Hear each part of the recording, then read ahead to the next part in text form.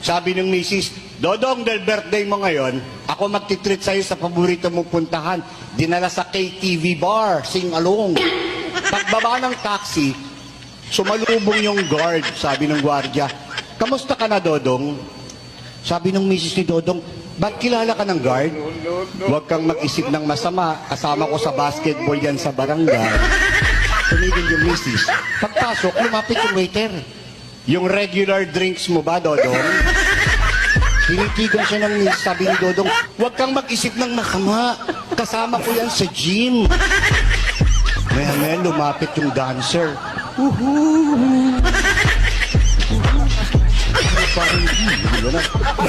Lumapit yung dancer! Sabi kay Dodong, yung special show ba ulit, Dodong? Galit na galit yung misis, kinaladkad si Dodong papalabas ng bar. Sakay ng taxi, sabi ng driver, wow, Dodong, ang pangit ng nakuha mo ngayon. Patay na si Dodong.